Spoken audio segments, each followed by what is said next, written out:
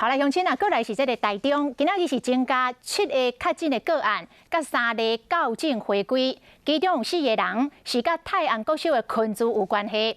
台中市卫生局讲，到今仔日为止，这个泰安国小的群聚感染，总共有16个人患着病毒。新增加的这个确诊者是幼稚园确诊的学生的家长。来看这个卫生局的说明。未领号的未领号的，也是这个幼儿园，就是6346女性这个学童的妈妈。那目前我们今天早上也确知到她已经有确诊但是还没有排到号码，所以明天会再跟大家报告这个病例。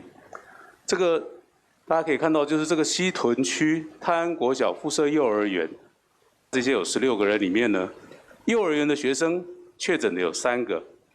幼儿园的老师加上厨工，总共有4个；国小学生有3个，国小老师是0，同住的家人有6个，也是确诊。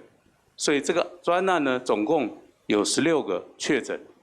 但是我们还会陆续在匡列的一些隔离者，陆续的在后续的追踪，跟大家报告。那台中市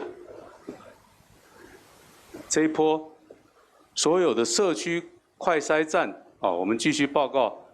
昨天5月26号，我们总共筛检了1208例，阳性20例里面呢，有确诊2例，就是慈济医院的这两例，其他18例是阴性的。